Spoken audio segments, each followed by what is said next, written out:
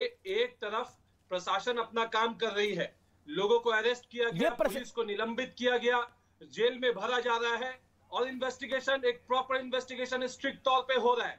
जो प्रशासन को काम करना चाहिए वो प्रशासन कर रहा है। लेकिन बड़ी खबर देश के प्रधानमंत्री ने इस जघन्य घटना पर बोला, उन्होंने बोला कि बीरभूम हिंसा पे प्रधानमंत्री का बयान आया है। ये जो जघन्य घटना हुई है, अपराधियों को, जो अपराधी हैं, जो दोषी हैं, उनको सजा दिलाने में राज्य सरकार का पूर्ण साथ देंगे हम लोग। और राज्य सरकार को अब आगे आना होगा। जो छींकने वाला बयान दिया है ममता बनर्जी ने, उसको वाकई वापस लेना चाहिए ममता बनर्जी को, क्योंकि ये छींकने के बराबर नहीं है। मेरे साथ रिजवान अहमद भी है, सुधांशु त्रिवेदी भी है। सुधांशु त्रिवेदी, ममता बनर्जी कहती है कि कोई छींक भी देता है तो सवाल उठा देते हैं। गुंडे तो उत्तर प्रदेश, बिहार, राजस्थान, मध्य प्रदेश और गुजरात में होते हैं, लेकिन जिंदा लोग बंगाल में जलाए जाते हैं, ममता के बंगाल में।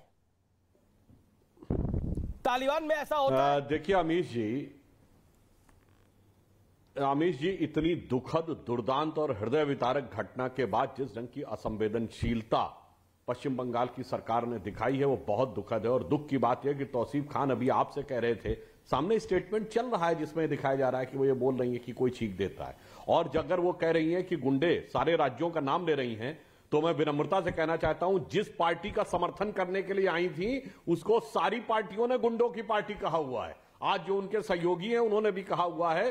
और दुख की बात यह है, ये बताइए, राजनीति अपनी तरफ कर दीजिए, तौसीफ खान जो कुछ कह रहे हैं, अगर उच्च न्यायालय ने यह कहा कि कल 2 बजे तक रिपोर्ट दीजिए, सबूतों से छेड़छाड़ नहीं होनी चाहिए, पोस्टमार्टम की वीडियो रिकॉर्डिंग अनइंटरप्टेड प्रस्तुत की जाए, वैसे नियमानुसार पोस्टमार्टम की वीडियो रिकॉर्डिंग होनी ही चाहिए। आज मेरा मन आपसे यह पूछने का है, मैं आपके तमाम नेता को सुन रहा हूं, डेमोक्रेसी खतरे में है, बंगाल की सरकार ये नहीं कर रही, बंगाल की सरकार वो नहीं कर रही, केंद्र की सरकार में तो आप है। गवर्नर की बंगाल की सरकार नहीं सुन रही है। गवर्नर को तो ऐसे डिबंक कर देती है जैसे किसी क्लर्क को डिबंक किया जाता है, और आप लोग बहाना बना देते हैं। देखिए, तो लोकतंत्र है, लोकतंत्र के अंदर हम तो फेडरल स्ट्रक्चर के अंदर बंधे हुए हैं, आप बंधे रहिए। वहां पे लोग जिंदा जलाए जा रहे हैं। बंगाल में चुनाव हुआ, उसके बाद वहां पर क्या हाल हुआ, जिन लोगों ने, जिन लोकतंत्र है ना ये, तो जिन लोगों ने ममता बनर्जी के पक्ष में वोट नहीं डाला था, उनके परिवारों के लोगों को, कार्यकर्ताओं को प्रताड़ित किया गया वहां पर। अमीश जी, आपने बहुत उपयुक्त सवाल उठाया है। बिल्कुल, यह हिंसा 2021 के चुनाव जीतने के बाद से नहीं, यह तो 6-7 साल से चल रही है। और तौसीफ खान जिस ढंग की बात कर रहे हैं, तो ममता बनर्जी तो यही बोलती रही। मैं पूछना चाहता हूं, 10 महीने हो गए चुनाव के बाद की हिंसा के, और 7 साल में हमारे 200 से अधिक, 300 के करीब कार्यकर्ताओं की हत्या हुई। अगर ये कह रहे हैं कि जांच आने दीजिए, तो मैं पूछना चाहता हूं, कितने केस में कन्विक्शन करा दिया उसका डिटेल दें, कितने में चार्जशीट फाइल कर दी उसका डिटेल दें, कितने में चार्जेस फ्रेम कर दिए और कितने में जांच पूरी कर ली। एक में भी नहीं, इतने वर्षों में। और केवल यहां बयान दिए जा रहे हैं, आप अपनी तरफ से कहे जा रहे हैं पॉलिटिकल। अगर पॉलिटिकल था तो आपने कितनों में प्रूफ कर दिया, तो आपको सजा करवा देनी चाहिए। तौसीफ खान 40 सेकंड में जवाब दीजिए। सुधांशु फिर रिपीट कर रहा हूं, कितनों में आपने कन्विक्ट करा दिया, कितने में चार्जशीट कर दी, कितने में चार्जेस फ्रेम कर दिए, कितने में इन्वेस्टिगेशन कंप्लीट। तस्वीर में तौसीफ खान पहले आपका जवाब, तौसीफ खान पहले 40 सेकंड में आपका जवाब। बीरभूम में सारे विरोधी दल पहुंच गए, उनका डेलीगेशन पहुंच गया, लेकिन हाथरस में विरोधी दल का डेलीगेशन आपने पहुंचने नहीं दिया था। बीरभूम में आप कोर्ट आए, एनआईए की मांग किया, कोर्ट ने भी आपको एनआईए नहीं दिया, बोला कि इंतजार करो, कल स्टेट गवर्नमेंट को डायरेक्शन दिया है रिपोर्ट पेश करने का। और हाथरस में आपने रातों रात शव को जला दिया, एविडेंस को खत्म कर दिया।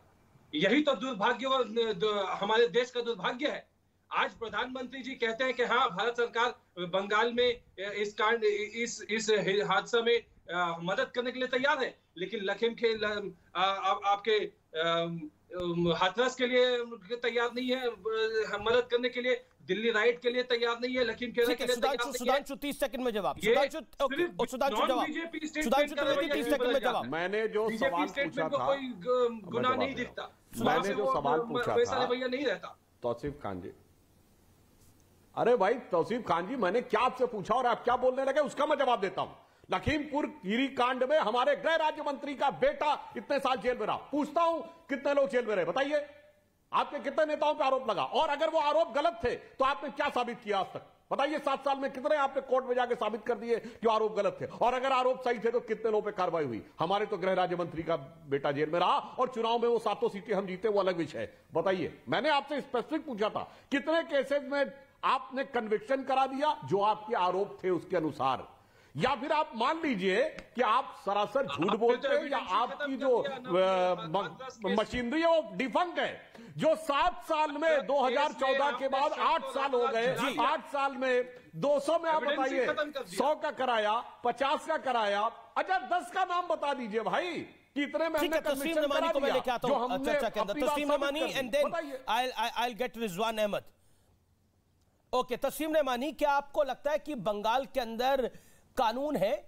क्योंकि वहां पर पलायन भी हो रहा है, वहां पर निर्मम हत्याएं भी हो रही हैं, और वहां पर जिंदा भी जलाया जा रहा है, और चुनाव जीतने के बाद